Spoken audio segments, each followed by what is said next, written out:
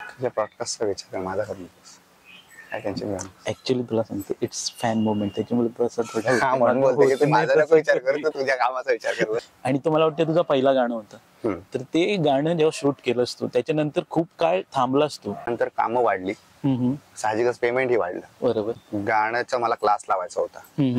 गाण्याच्या क्लासला अट असते की तुम्हाला पेटी गरजेची आहे, नुसता नाही क्लास घेऊ शकत. ओके. आणि फीज असते. फीज कशी बशी भरायची तयारी होती माझी, पण पेटी घेण्याचे पैसे नव्हते. की एवढा गोड आवाज होण्यासाठी काय खावं लागतं? ते गाणं आलं आणि मुंबईच्या अलिबागच्या बाहेर इकडेच मी कार्यक्रम करायचो. ओके. गेस्ट म्हणून पायरी एक एक चढताना नाव तुझं ओठान.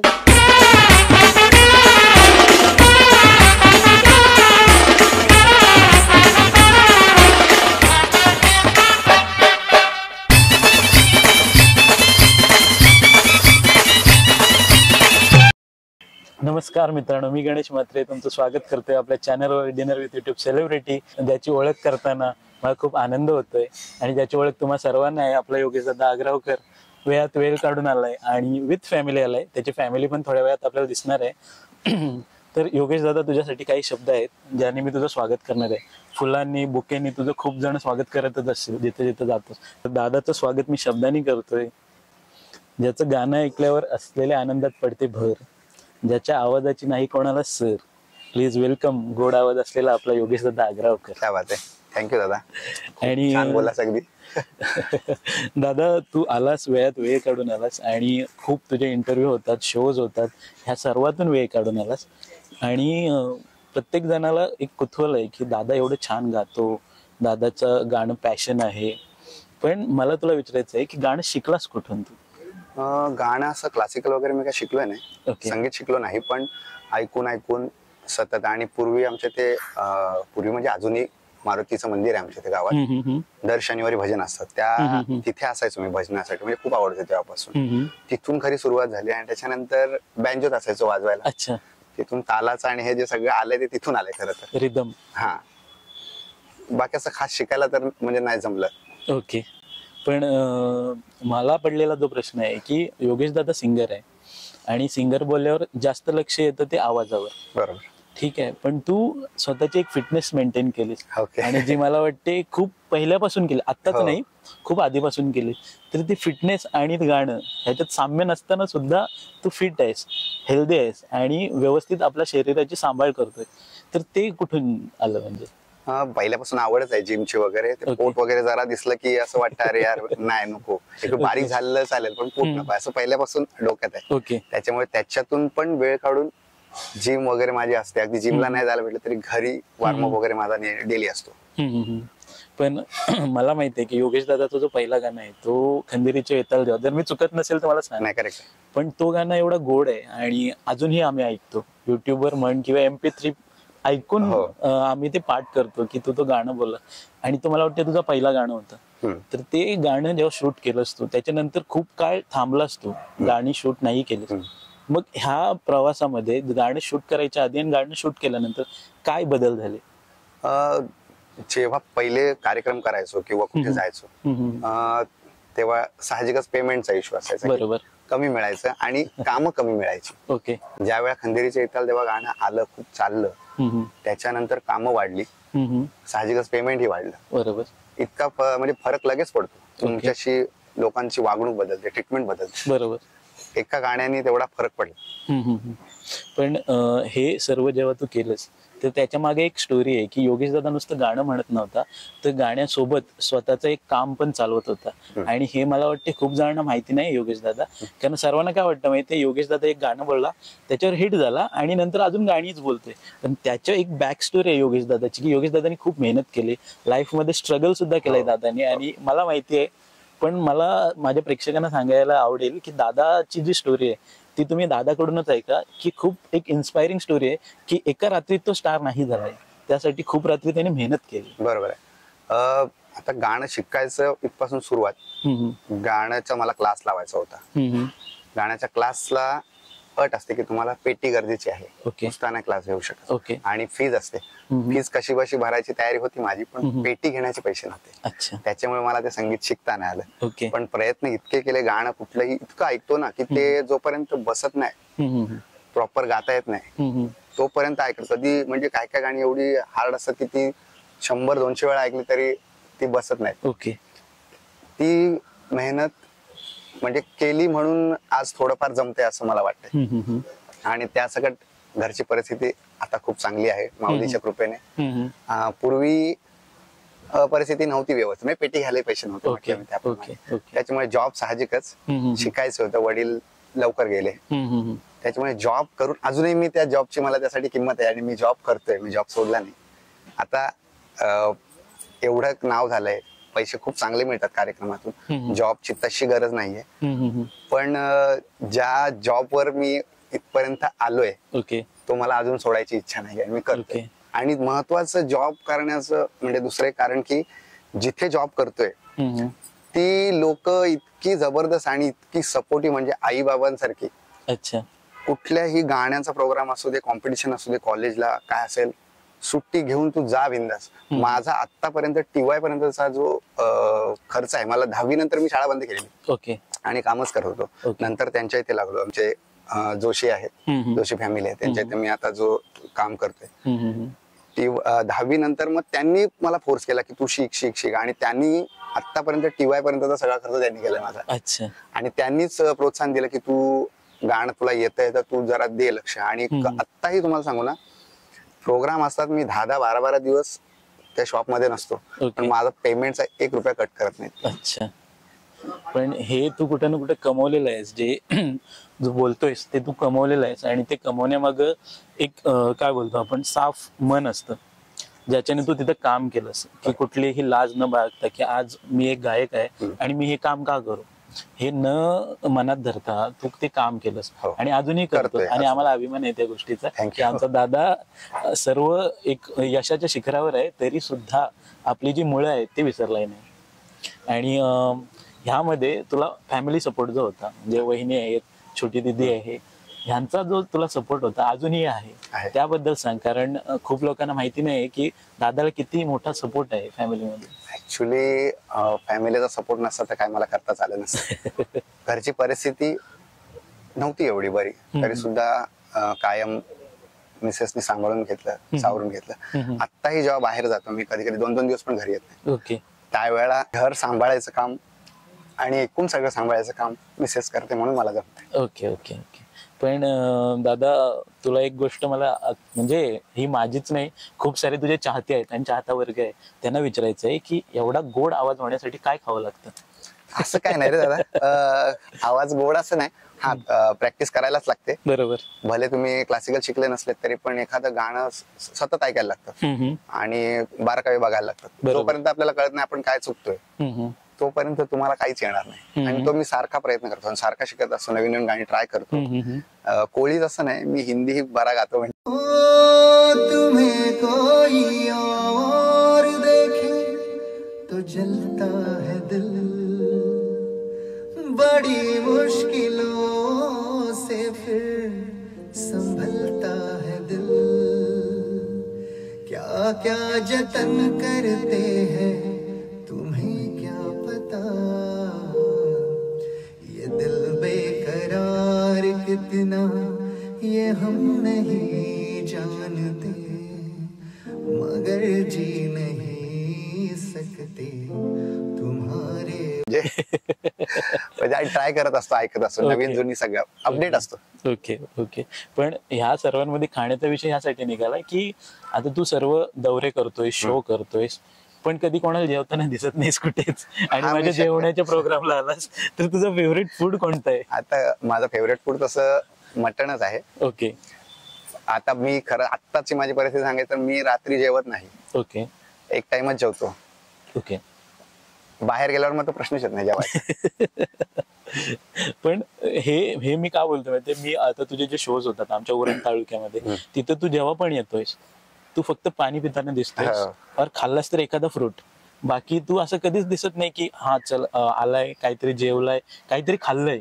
असं मला कधीच दिसलं नाही, म्हणून हा मी विचारलेला प्रश्न आहे. पूर्वी काय होतं की पूर्वी खायचो मी, काही भेटेल ते खायचो. ओके. आणि आता मी हेल्थ कॉन्शियस झालो खूप. ओके, गरजेचं आहे. हा, म्हणजे आता माझं वय 42 आहे. ओके. 40 नंतर मी हे घेतलंय मनावर आणि मी साखर वगैरे सोडली, गोड अजिबात खात नाही, एक टाइमच जेवतो आणि सलाड वगैरे रात्री खातो. अच्छा. मला हेल्थ भारी हे वाटतं की जरा पोट बीट दिसलंच नाही पाहिजे अजिबात. बारीक दिसलं तरी चालेल पण पोट नाही दिसलं पाहिजे. बरोबर. पण हे सगळं करताना दादा, जेव्हा आता तुला एक फेम मिळालाय, एक तुझी ओळख निर्माण झाली, ही ओळख निर्माण झाली ती तुझ्या पहिल्या गाण्यापासूनच. पण तू जो हायलाइट झाला असं मला वाटतं दादा, की आई तुझं देऊला हा जो गाणं आहे, जो अजूनही लोक रोज ऐकतात आणि तो ऐकल्यावर त्यांना कुठं ना कुठं आपल्या माऊलीच्या पायाशी गेल्यासारखं वाटतं. इच्छा हाय दरवर्षाची माय तुझ्या ग भेटीची, घेऊन पुरा बालाना ओटी भरताना नवसाची, कारले डोंगराला नुर येते जत्राचे दिसान ग, जत्राचे दिसान, पालखीला नाचिन गुलाल उडवून चैताची महिन्यान ग. तर त्या गाण्याबद्दल सांग. खर तर खंदेरीचे येताल तेव्हा नंतर बऱ्यापैकी हे मिळालं. त्याच्यानंतर राघो कारलेचे माऊली गाणं आलं, त्याच्याने थोडस प्रसिद्धी अजून मिळाली. त्याच्यानंतर शिमगा मॅशअप केलेला. हा, बरोबर. शिमगा मॅशअप ते गाणं आलं आणि मुंबईच्या अलिबागच्या बाहेर इकडेच मी कार्यक्रम करायचो. ओके. गेस्ट म्हणून, सेलिब्रिटी गेस्ट म्हणून शिमगा गाण्यासाठी फर्स्ट टाइम मी ठाणा कोपरीला गेलो. अच्छा. आणि इथे पेमेंट मला 2000, 2500, 1500 असं मिळायचं. ओके. फर्स्ट टाइम 5000 भेटले, मी इतका खुश होतो ना. आणि ट्रेननेच गेलो, तेवढी आपली काय हे नव्हती. बरोबर. 5000 मी घेताना इतका खुश होतो, बाप रे. मला असं वाटलं किती भेटलेत ना किती नाही. आणि ट्रीटमेंट मिळाली अशी की आम्हाला बंगल्यात ठेवलेलं. ओके. बिस्लेरी हे ते न्यायला 10-12 जण. आज महाराष्ट्राच्या कानाकोपऱ्यात ज्या गीताने बहरलं तो आवाज आणि सन्माननीय गायक, celebrity of Maharashtra industries Yogesh Agravkar, आपलं मनापासून मित्र हार्दिक स्वागत. अप्रतिम. आपणास विनंती राहील, आपण स्थानापन्न व्हायचं आहे. सर्वात जास्त लाईक, व्ह्यूअर आणि सबस्क्राईब आपण पहिल्या लोकप्रिय ठरलेला 2018 मधील. आणि ती ट्रीटमेंटच चेंज झाली. आणि ज्या वेळेला आई तुझं देऊळ गाणं आलं, लाईफ चेंज झालं. बरोबर. माऊलीचा आशीर्वाद, पूर्ण लाईफ चेंज झालं. तुम्हाला पैसा, प्रसिद्धी कशाच हे नाही पडलं. बरोबर. आणि अजूनही आज 6 वर्ष झाली तरी त्या गाण्याने मला काय नाही मिळालं असं बोलू शकत नाही. माऊलीच्या कृपेने खूप काही मिळालं. आणि माणसं तुमच्यासारख्या म्हणजे रसिक प्रेक्षकांची आणि देवाची कृपा आहे म्हणून मी आहे. हे असं जे प्रेम करता म्हणून मी आज इथपर्यंत पोहोचलोय. आणि मुलाखत घेण्यात का मी मोठा झालेलो नाहीये, पण तू मुलाखत घेतेस माझ्यासाठी खरंच थँक्यू. आणि तुमच्यासारख्यांचा सपोर्ट हवाय, त्याच्यामुळे मी गेलोय. हे गुण मी बोलेन तुला. आणि आता ते जे सॉन्ग आहे तुझं देऊळ, ही फरमाईश आहे की योगेश दादाचा जेव्हा पॉडकास्ट, माझी पर्सनल फरमाईश प्रेक्षकांची तर असतेच. अच्छा, गायचं आहे का मला? एक लाईन तरी बोललास तरी आम्हाला आनंद होईल. चालेल, नक्की. एक लाईन दादा प्लीज. पायरी एक एक चढताना नाव तुझं ओठान, नाही सुध मला कनाची, भरले रूप तुझं डोल्यान, आयलो पायाशी आई तुझे, घे मना पदरान ग, घे मना पदरान, पालखीला नाचन गुलाल उरवून चैताचे महिन्यान ग, चैताचे महिन्यान. थँक्यू.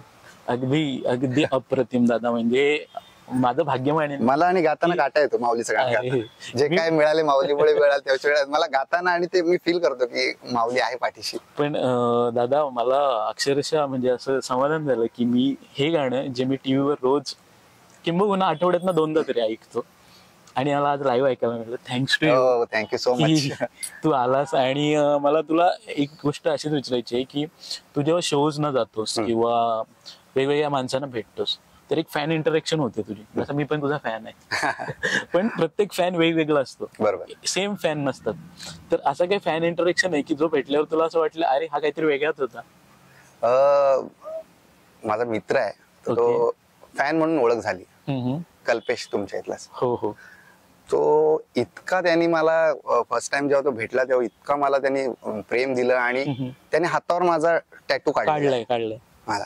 तर ते मला म्हणजे माझ्या कल्पनेच्या पलीकडचंच. आणि अजूनही मला भीती वाटते की एवढं जर आपल्यावर जीव लावणार असेल, आपल्याकडून काय थोडंफार चुकलं तर कसं मॅनेज करायचं. अच्छा. तर त्या फॅन आता तो घरचाच झालाय. हो हो हो. आणि कल्पेश मुलं दादाची आणि माझी ओळख झाली, दादाची माझी भेट झाली. आणि कल्पेश अगदी माझा खूप चांगला मित्र आहे आणि खूप चांगला माणूस सुद्धा आहे. आणि दादाला तो दादू म्हणून हाक मारतो. तर ह्याबद्दल तू सांग. नुसती पहिले ओळख झाली, त्याच्यानंतर मग फॅमिली रिलेशन झाले, सगळे भेटतो वगैरे. आणि मग तो आता मोठ्या भावासारखा मला मानतो. हो हो हो. तर मग तो त्याने, मी बोलतो पण त्याला असं बऱ्याच वेळा मोठ्या भावासारखा समजवतो, काही गोष्टी बोलतो वगैरे. तर त्याच्यामुळे तो मोठ्या भावासारखा ट्रीट करतो आणि तो दादू दादू बोलतो. हो. आणि तो त्याच्या बोलण्यात नेहमी रिस्पेक्ट असते तुझ्याबद्दल. जेव्हा तो काहीही बोलेल तर त्याच्या शब्दात रिस्पेक्ट असतेच. नक्कीच. आणि ती रिस्पेक्ट तो सर्वांनाच देत नाही. मी ओळखतो त्याला. ती रिस्पेक्ट तो सर्वांनाच देत नाही, ती तुला देतो. हे कुठं ना कुठं तुझा मान आहे जो तुला मिळतोय दादा. आणि हे सर्व झाल्यानंतर माझा वैयक्तिक प्रश्न बोल किंवा माझ्या फॅमिलीचा एक प्रश्न आहे, कारण तुझे सर्वच फॅन आहेत दादा. असं कोणी भेटणार नाही तुला तुला बोलेल नाही नाही मी तुझा फॅन नाही म्हणून. तर सर्वांची एकच मनातली इच्छा बोल और प्रश्न बोल की तू आणि वहिनी तुमचं अरेंज मॅरेज आहे की लव्ह मॅरेज. फक्त एवढंच जाणून घ्यायचंय, बाकी काही जाणून घ्यायचं नाहीये. नाही आमचं लव्ह मॅरेज आहे. Okay okay. आणि मला हे जाणून घ्यायचंय, मी अलिबागला खूप वेळा कबड्डी खेळायला आलो. तर मी खूप वेळा तुला बघितलं की तू बाईकवर जातोस. तर बाईकचं आणि तुझं प्रेम आहे की नाही? नाही खूप आहे. मला बाईकचं पहिल्यापासून खूप आवड आहे. हा म्हणजे मला कार आहे आता आपल्या घरी. ओके. पण मला अजूनही बाईकच आवडते कारपेक्षा. दादाची फॅमिली जसं बोलल्याप्रमाणे दादा तू रिक्वेस्टला मान दिलास आणि मला खूप भरून आलं की तू वहिनींना आणि दीदीला घेऊन आलास. मला तुम्हाला दोघींना एकच प्रश्न विचारायचा आहे की जेव्हा दादा एकविराईची गाणी म्हणतो त्याच्यानंतर ती गाणी म्हणाल्यानंतर सगळेजण बोलतात की त्याला एकविरेचा आशीर्वाद आहे. पण तो आशीर्वाद असताना तुम्ही जो सपोर्ट देताय दादाला तो खूप छान आहे. आणि त्या सपोर्ट नंतर म्हणजे दादा अक्षरशः तुमच्याबद्दल बोलताना गहिवरला होता तुमच्याबद्दल सांगताना, आणि तुम्ही खूप चांगला सपोर्ट दिलात. पण जेव्हा हे यश दादा मिळाले दादाच्या मेहनतीने, ते मिळाल्यानंतर तुम्हाला कसं वाटते की हे दादाच्या मेहनतीचं फळ आहे, पण ते भेटल्यानंतर तुम्हाला काय वाटतं दादाने अजून काय करायला हवं? नाही तसं ते आजपर्यंत त्यांचं नाव झालेलं आहे ना, तरी पण ते सगळं बॅलन्स करून आहे. हो. हा म्हणजे मी फोटो काढणार नाही किंवा मी मला नाही बोला, काही प्रॉब्लेम नाही, बोला. असं म्हणजे ऍटिट्यूड नाहीये त्यांच्याकडे. ते सगळ्यांशी एकदम बरोबर. कारण मी पण पाहिलंय, तो आता मॅचेसना जेव्हा जातो ना तेव्हा एवढे फॅन असतात ना तिथं, पब्लिक असते पूर्ण, आणि प्रत्येक जण फोटो काढतो. तर तो कोणालाच नाही बोलत अरे थांबा वगैरे, तो सांगतो या काढा या काढा. आणि हे ते कुठे ना कुठे त्याचा सिम्प्लिसिटी आहे. आणि तिथे तुला कसं वाटतं जेव्हा तू शाळेत जातेस बोल किंवा शाळेत तुझ्या मैत्रिणींसोबत असते तेव्हा तुला बोललं जातं की अरे तू ह्या सिंगरची मुलगी आहेस किंवा योगेश दादाची मुलगी आहे, तेव्हा तुला कसं वाटतं हे ऐकताना? खूप चांगलं वाटलं, त्यांच्यामुळे मान भेटतो. पण तो त्याचा नवीन किस्सा सांगितलाच नाही. हिच्या ओपन डे पेपर दाखवतात तेव्हा मी गेलेलो. ओके. तर गेलो, मी साईन वगैरे केली, चेक केला आणि गेलो. नंतर टीचरने हिला विचारलं काय ग तुझे पप्पा होते का ते? तर हे बोलते हा वाटत नाही रे पप्पा तुझे, यंग वाटतात एकदम. मॅडम मला सांगितलं लगेच, बोला अरे मला असं भारी वाटलं एकदम ती गोष्ट, भाऊ वाटतात बोलते तुझे. अरे देवा. पण नेक्स्ट टाइम वहिनी तुम्ही सोबत जा प्लीज. तर छान माहिती दिली आपल्याला. आणि आता पुढची मुलाखत दादा सोबत करतोय. तुम्ही 2 मिनिटं फक्त समोर. थँक्यू, तुम्ही आम्हाला बोलवलं. नाही तुम्ही आला. आणि मला बरं वाटलं की फॅमिली सकट बोलवलं. मला अशी संधीच मिळत नाही, मी बाहेरच असतो जास्त ना, एवढा वेळ नसतो. पण मी तुला सांगू का, मी स्वार्थी आहे, मी ह्या सर्वात पुण्य कमवतो ते बोलून. दादा वहिनींनी खूप छान माहिती दिली आणि दीदीने सुद्धा. पण मला तुला त्याच रिलेटेड प्रश्न विचारायचा आहे की वहिनी आणि दीदी यांच्यासाठी अजून तुला असं काय करायचंय जे तू मनात ठरवलंयस पण अजून त्यांना पण सांगितलंयस नाही? असं स्पेसिफिक एक असं काही ठरलेलं नाहीये. ओके. पण जे असेल जगातलं जेवढं देता येईल तेवढं देण्याचा प्रयत्न करायचा. Okay okay. पण खूप क्यूट फॅमिली आहे दादा तुमची. छान वाटते बघितल्यावर, एक हॅप्पी फॅमिलीचा फील येतो की सोबत असणारी एक फॅमिली, एकत्रित असणारी एक फॅमिली. भले तू शूटला जातोस, बाहेर जातोस, वहिनी आणि दीदी असतील, पण तरी पण छान वाटते. असं कुठं वाटत नाही की वहिनींना असं काहीतरी आहे मनात की एकटेच जातात मला नेत नाही? नाही कधीच नाही, कधीच नाही. तिला जाण आहे आणि ती एवढं सगळं सांभाळते म्हणून मला जमतंय. बरोबर. हे तू बोललाच पहिल्यांदा. आणि त्याच्यानंतर तुला विचारायचंय की आता भविष्यामध्ये अजून दादाची खूप गाणी येणार आहेत आम्हाला माहिती आहे, बरं. पण आता नियर बाय कोणतं गाणं असं जवळपास आहे? आता एकविरेच्या गाण्याची परवा शूट आहे, ओके यात्रेसाठी एकविरेचं करतोय, आणि त्याच्यानंतर पुढच्या आठवड्यात जीवदानी माऊलीचं करतोय गाणं. Okay okay okay. जीवदानीचं गाणे कधीपासून माझ्या डोक्यात होतं करायचं, मी जेव्हा दर्शनाला गेलो तेव्हापासून की जीवदानी आईचं एक गाणं झालं पाहिजे. आता ते रेकॉर्ड झालंय, व्हिडिओ शूट बाकी आहे. अच्छा, छान वाटलं, काहीतरी वेगळं केलंस तू त्याच्यातून. म्हणजे नॉर्मली कसं असतो, दादा गातो आणि दादाच्या रेकॉर्डिंग मधली व्हिडिओ असते, स्टुडिओ हा, स्टुडिओ मधले व्हिडिओ असते. आणि तुला एक गोष्ट सांगेन की खूप असे कलाकार आहेत जे तुझ्या गाण्यातून वरती आलेत आणि आज खूप चांगलं नाव कमवत आहेत. आणि कुठे ना कुठे आईचा आशीर्वाद त्यांच्या मागे सुद्धा आहे, जो तुला मिळाला तो त्यांना सुद्धा मिळालाय. पण जेव्हा तू एकविरेला जातोस तेव्हा तू पण पायऱ्यातनच जात असशील. 100%. मला आता वाटत नाही की तू गाडी मध्ये नेऊन असा वरती नाही, जातोस. पायऱ्या सोडूनच तू पायऱ्या सोडूनच जात असशील. हे मी का सांगतोय, तुझी फिटनेस बघून मी सांगतो की तू तिथूनच जात असशील. पण जाता जाता तुला खूप फॅन्स भेटत असतील. खूप फोटो वगैरे काढतात, इव्हन तिथले ट्रस्टी वगैरे सगळे ओळखीचे आहेत. मला डायरेक्ट दर्शनासाठी ते बोलवतात, तिथून लाईन मध्ये असलो तरी त्यांचं म्हणणं असतं की भाऊ तुम्ही या इकडून. पण जे पब्लिक मधून आणि जे लाईन मधून जाण्याची मजा आहे ना, आणि ते 3-3.5 तास जातात लाईनला, पण नंतर जे दर्शन भेटतं ना, सगळं एवढं गर्दीतून जाऊन त्याचं सुखच वेगळं असतं. आणि एकदा माऊलीचा चेहरा दिसला की सगळं विसरायला थकवा निघून जातो. पण त्याचा एक प्रश्न असा आहे की आता तू गर्दीत जातोयस, बिंदास जातोयस, मला नाही वाटत की तू असा थांबतोय सर काय, तू जातोयस बिंदास की कोणी थांबला हा घ्या फोटो घ्या वगैरे. पण तिथं पण कोणी कोण फरमाईश करत असेल, दादा हा गाणं दादा इकडे. आपण मी कसं आहे, मी म्हटलं रे गाण्याचा एक स्टेज Time असतो असतो. किंवा जागा असते ना, बरोबर. कुठे रस्त्यात थांबून गाणं नाही बोलू शकत, ते कसं तरीच वाटतं ना एकदम. बरोबर. म्हणजे ते त्याच्यासाठी मी माफी पण मागतो, तेव्हाच आताही मागतो की त्यांना ऐकायचं असतं, त्यांची आवड असते, बरोबर. पण कुठेही नाही गाऊ शकत. हा, त्याला पण काहीतरी जागा असते ना, लिमिट्स पण असतात. बरोबर आहे, त्याच्यामुळे. बरोबर आहे. पण तुला एक सांगेन की आता रिसेंटली तू एक शो केला होतास, तुला माहिती नसेल, स्वप्नील पाटील नावाचा एक कोरिओग्राफर आहे, जो माझा मित्र आहे, माझा दादा आहे तो पण. तर त्याने मला सांगितलं की मी योगेशला बोललो, अरे योगेश तू स्टार आहेस, तू सिंगर आहे, तू काय सर्वांना याला मदत कर, त्याला मदत कर, आणि प्रत्येकाला तू मदत करत असतोस, शो असो, कोणाला कॉस्ट्युम मध्ये मदत करतोय किंवा प्रत्येक गोष्टीत अशी तुझी मदत चालू असते. तर ही सिम्प्लिसिटी कुठून आली तुझ्यामध्ये? कसं आहे, आपण ज्या छोट्यातून वरती गेलोय ना, त्याच्यामुळे ती जाण अजून राहिलेली आहे, जरी नाव झालं असलं तरी. तुम्हाला मी सांगू ना, आता म्हणजे डान्सला पोरं असतात बॅकस्टेजला, बिचारे एवढे मेहनत करतात, पैसे त्यांना कमी मिळतात. मग त्यांना कधी आपलं नुसते हाक जरी मारले ना आपण, काय रे कशात खांदर आठवलं, तरी त्यांना असं वाटतं अरे यार माझ्याशी बोलला ह्यांना मस्त वाटतं. त्यांना वादक वगैरे असतात, त्यांना पहिले भेटतो, इव्हन म्हणजे हे ना सांगत, पण त्यांना पाणी पिणी देतो. कधी कधी ते बिचारे वाजत असतात, त्यांना उठायला पण मिळत नाही, मग त्यांना तिथून फक्त द्यायचं असतं. तेवढं दिलं तरी ना त्यांना इतकं बरं वाटतं, आणि त्यांचा तो त्यांच्या चेहऱ्यावरचा आनंद आणि त्यांना जे समाधान मिळतं ना, ते बघून मला जास्त समाधान मिळतं. पण ही सिम्प्लिसिटी आहे ना दादा, ही खूप छान आहे. आणि मी आजवर जेवढ्या कलाकारांना भेटलोय ना, प्रत्येक जणांमध्ये आहे ती, नाही असं नाही. पण तुझ्या किस्से ऐकायला भेटतात आम्हाला की योगेश दादानी ते पार्टी, आता तू जसं बोललास बॅक स्टेजला डान्सर वगैरे, तो जो स्वप्नील पाटील आहे तो डान्स कोरिओग्राफर आहे आमच्या तिथला, पप्पन सोबत असतो बघ. अच्छा, तू ओळखत असेल बघून. पण तो मला बोलतोय की हा माणूस आहे ना, एक वेळ मी थांबतो की बाबा आता मी दमलोय, आता मला नाही, हा स्टेजवर ना गाऊन पण येईल, परत त्याला जायचं पण असतं स्टेजवर, एक गाणं झालं, थोडा ब्रेक आहे, परत जायचं, पण हा ब्रेक घेत नाही, हा तिथं त्यांना मदतच कर, त्यांच्याशी बोल, ह्या गोष्टी चालू असतात. मग ती एनर्जी जी आहे तुझी, त्याचा काय राज काय आहे? ऍक्च्युली एनर्जीचा राज हा आहे की आपण एकदा कार्यक्रमाला गेलो ना, आता माझं नाव झालंय समजा, ओके, पण माझ्यापेक्षा चांगले गाणारे किंवा डान्स करणारे लोक आहेत, माझ्यापेक्षा मोठे कलाकार आहेत, बरोबर, त्यांना नाव न झाल्यामुळे फक्त स्टेज मिळाले. मी एकदा गेलो कार्यक्रमाला की मी हे समजतो की मीही त्यांच्यातलाच आहे, आणि त्यांच्यात मिक्स व्हायचं असतं मला, आणि मग ते काम करायला मजा येते. ते पण मग नंतर आपल्या मित्रासारखे माझ्याशी बोलता येतं, तर मला बरं वाटतं.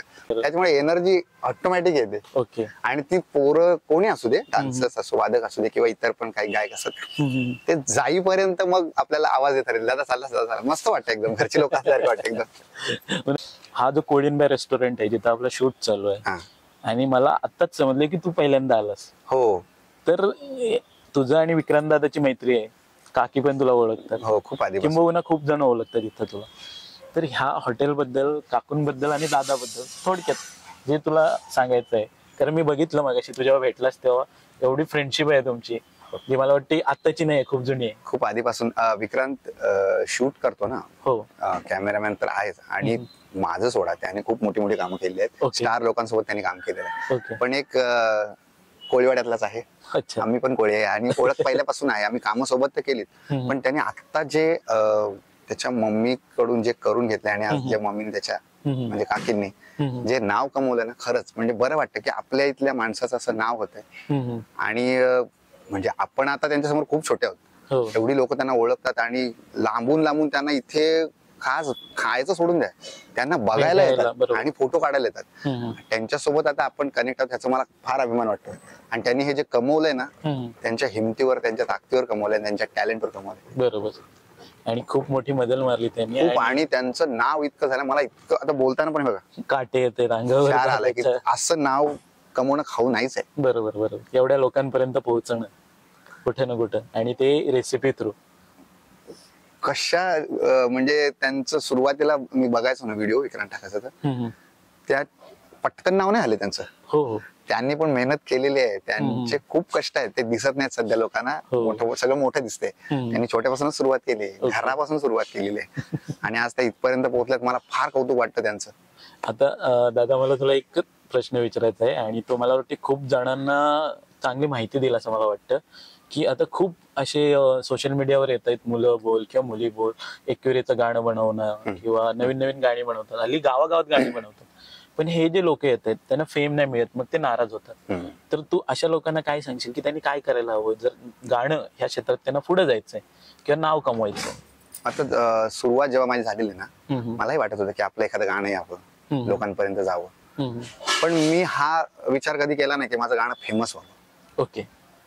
तो नशिबाचाच भाग होता आणि माऊलीची कृपा होती. पण करायचं, आपल्या गाण्याने आपल्याला ओळखावा अशी इच्छा होती. तर मी हे सांगेन की तुम्ही प्रयत्न करत राहा. कधी कृपा झाली देवाची आणि तुमच्यासारख्या रसिकांची कृपा होणं गरजेचे आहे. ती जर झाली ना, तर काय तुम्ही समजेलच तुम्हाला काय व्हायचंय ते. बरोबर. आणि पण अजून एक हा सॉरी, नाही, नाव आहे ना, नाव होतं माणसाचं नशिबाने किंवा मेहनतीने होतं, पण ते कंटिन्यू ठेवणं आणि त्याचा बॅलन्स ठेवणं आणि त्या फेम मध्ये राहणं हे फार कठीण आहे. हे टिकवणं फार कठीण आहे. म्हणजे शॉर्ट अँड सिम्पल मध्ये दादाने हेच सांगितलंय की जेव्हा पण तुम्ही एका आकाशात उडता, तेव्हा तिथं उडत असताना आपण हे नाही विसरला पाहिजे आपण कुठून उडालोय, आपली मुळं कुठे आहेत. जशी तू आता एक गोष्ट सांगितली, अजूनही तू त्या दुकानात जातोस, काम करतोस आणि तुझे शो मॅनेज करतो. हे तेच झालं ना बॅलन्सिंग, की तू तिथं आहेस अजूनपर्यंत, तिथून तिकडे पण जातोय ज्या क्षेत्रात तुला नाव दिलंय. बरोबर.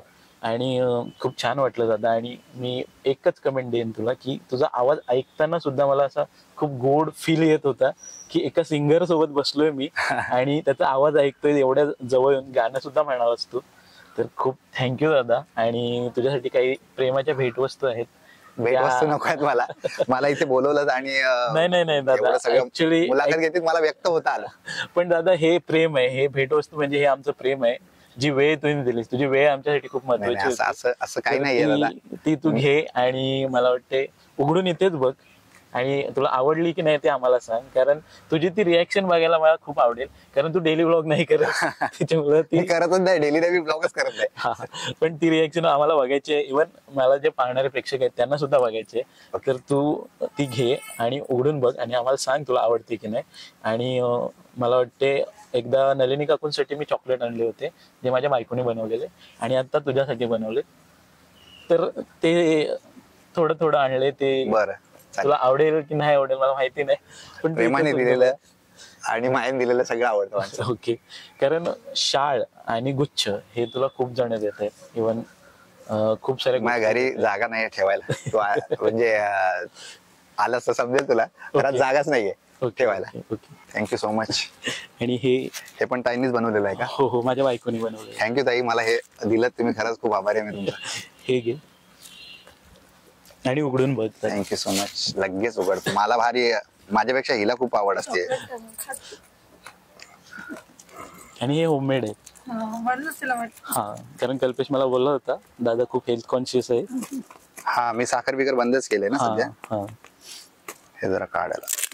ओके. पॅकिंग वाले सगळीकडे हे करतो ना आम्हाला. काही असू दे, तिला ते पोहण्यात इंटरेस्ट असतो फार. अरे वा, महादेवांचं बालपण आहे आणि अगदी छान आहे, जबरदस्त आहे. आतापर्यंतचा काहीतरी वेगळं दिसतंय. हा, दादाला Thank you so सर्व much. सेम गिफ्ट देतो. खूप छान आहे, अगदी आवडलं मला खूप. थँक्यू सो मच दादा. आणि हे पण फोडायचंय. हो हो हो छत्रपती शिवाजी महाराजांच्या राज्याभिषेकाचा आहे मला वाटतं. हो, दरबार आहे महाराजांचा. क्या बात आहे. जय शिवराय.